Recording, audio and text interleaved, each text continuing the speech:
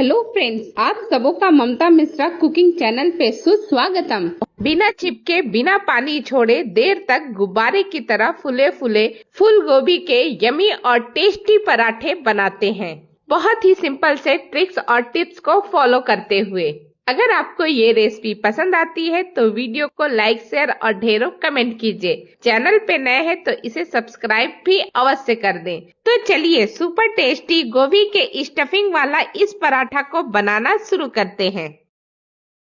इस गोभी को पराठा बनाने के लिए मैंने फूल गोभी लिया है जो वजन में 1 किलो है, लेकिन हम 1 किलो का पराठा नहीं बनाएंगे। सबसे पहले इसके फ्लावर्स को निकाल लेंगे। तो इस तरह से चक्कू के हेल्प से एक एक करके फ्लावर्स को निकाल लीजिए। ये देखिए बहुत ही बढ़िया सा फ्लावर निकल गया। इस तरह से फ्लावर निकालेंगे तो गोभी को ग्रेट करने में यानी कद्दूकस करने में आसानी होगी। ये मैंने कुछ फ्लावर्स निकाल लिया है जो वजन में 400 ग्राम के करीब होगा। अब एक एक फ्लावर लेते हैं और इस तरह से कद्दूकस के ऊपर ग्रेट कर लेते हैं। थोड़ा सा मैं आपको ग्रेट करके दिखाती हूँ, ठीक उसी तरह से बाकी भी मैं ग्रेट करूंगी। ये लीजिए, मैंने थोड़ा सा ग्रेट कर लिया है तो इसे हाथों में डाल करके दिखाती हूँ। ये देखिए कितनी अच्छी तरह से ये ग्रेट हो चुके हैं। ठीक इसी तरह से बाकी का भी मैंने ग्रेट करके रेडी कर लिया है। ये रहे सारे। इसमें अभी थोड़ा पानी भी रहेगा, तो पहले हम पानी पूरा निकल जाए इसके लिए 1/4 चम्मच छोटी वाली चम्मच से नमक डालेंगे। उसे अच्छी तरह से मिक्स कर लेंगे और फिर ढक करके इसे आधे घंटे का रेस्ट देंगे।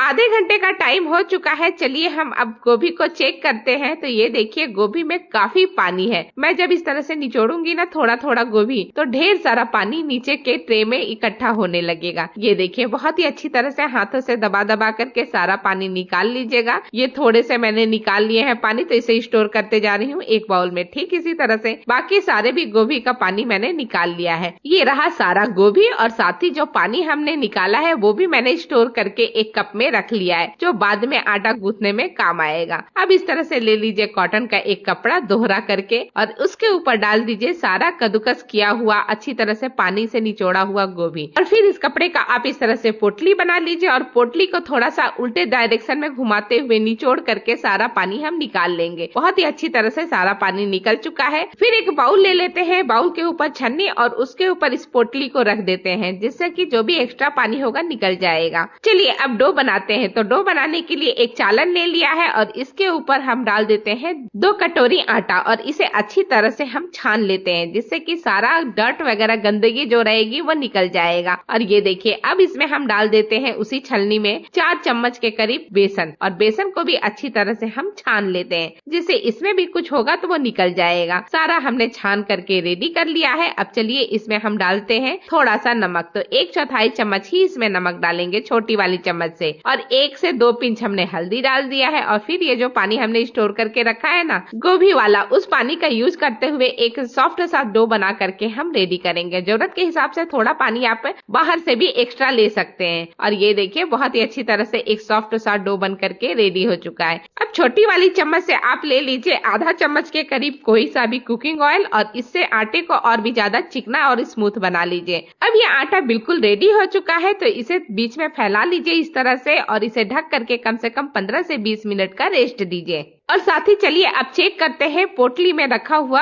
ग्रेट किया हुआ गोभी। तो ये गोभी का बिल्कुल पानी निकल चुका है। जो थोड़ा बहुत पानी था वो पोटली वाली यानी कॉटन में अच्छी तरह से ऑब्जर्व हो चुका है। गोभी को अच्छी तरह से फोड़ लेंगे और इसके बाद इसमें हम डालेंगे 1/4 चम्मच के करीब हल्दी। तो छोटे वाले चम्मच से सारी चीजें डाल रही हूँ। और ये कुटी हुई लाल मिर्च डाला है आधा चम्मच, और साथ ही हम इसमें आधा चम्मच धनिया पाउडर और आधा ही चम्मच गरम मसाला डाला है। और ये हमने लहसुन का पाउडर घर का बना हुआ डाला है 1/4 चम्मच के करीब। और ये हमने डाला है 3 से 4 हरी मिर्च और अदरक को अच्छी तरह से कूट करके उसे भी डाल दिया है। 1 इंच अदरक का टुकड़ा था। और ये अमचूर पाउडर डाल रहे हैं 1/4 चम्मच, आधा चम्मच के करीब कश्मीरी लाल मिर्च डाल रहे हैं, और 1 मुट्ठी भर के पूरा हमने इसमें धनिया पत्ती बारीक चॉप करके डाल दिया है। सारी चीजों को अच्छी तरह से मिक्स कर लेंगे, जिससे कि बिल्कुल लम्स वगैरह ना रहे। एकदम स्मूथ सा ये बन करके रेडी हो चुका है स्टफिंग। तो इसे रखते हैं एक साइड में और एक कढ़ाई ले लेते हैं। कढ़ाई कढ़ाई में हम 1 चम्मच सरसों का तेल डालेंगे और फिर इसमें डालेंगे 1 पिंच बराबर हींग। और ये सारी चीजें जब चटक जाए तब इसमें आधा चम्मच हम अजवाइन को हाथों में क्रश करके डाल देंगे, जो कि स्टफिंग में अभी तक हमने नहीं डाला था।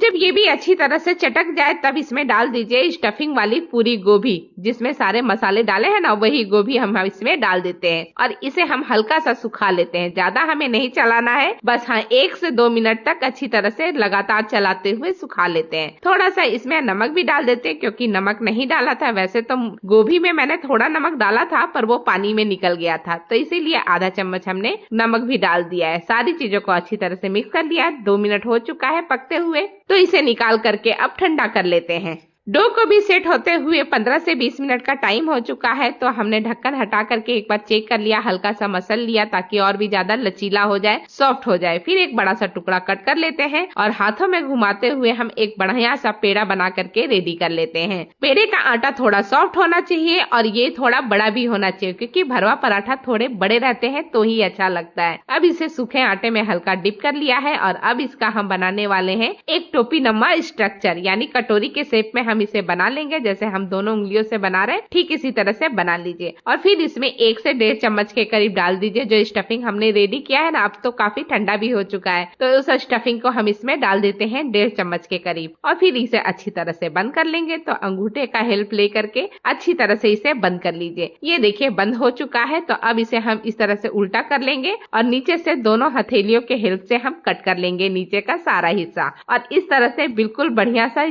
स्टफिंग वाला एक पेड़ा बन करके रेडी हो चुका है। इस तरह से अगर आप भरेंगे स्टफिंग को तो बिल्कुल फटेंगे नहीं और गुब्बारे की तरह फूले फूले बनेंगे। अब सूखा आटा हल्का सा लपेट लीजिए इसके ऊपर, पेड़े के ऊपर, और फिर इसे हाथों से पहले थोड़ा सा बड़ा कर लीजिए। जैसे मैंने हथेलियों का प्रेस करके अच्छी तरह से थोड़ा बड़ा कर लिया है और इसके बाद बहुत हल्के हाथों से बेलते हुए एक बड़ी सी पराठा बना करके हम रेडी करेंगे। बिल्कुल जैसे हम हमेशा करते हैं वैसे ही एक बड़ी सी पराठा बना लिया है। और अब चलिए इसे सेकने की बारी है। तो तवा पहले से ही मैंने काफी गर्म करके रखा है। फ्लेम को मीडियम कर दीजिए और फटाफट इसे डाल दीजिए तवे के ऊपर, और जब एक साइड का हल्का सिक जाए तो इसे पलट दीजिएगा और फिर ऊपर के साइड में अच्छी तरह से तेल, घी, बटर जो भी आप पसंद करते हैं वो लगा लीजिए। फिर इसे पलट करके दूसरे साइड में भी लगा लीजिए। फ्लेम को मीडियम ही रखिएगा और ये देखिए पराठा अब फूलना स्टार्ट हो गया है। कितनी बढ़िया तरीके से और कितना गुब्बारे की तरह फूला हुआ पराठा है, बहुत ही बेहतरीन। जब पराठे पे अच्छी तरह से गोल्डन चिकटियां आ जाए, पूरा पराठा अच्छी तरह से सिक जाए, तो पराठे को हटा दीजिए और इसी तरह से बाकी के सारे पराठे बना करके रेडी कर लीजिए। फिर चलते हैं सर्विंग के लिए।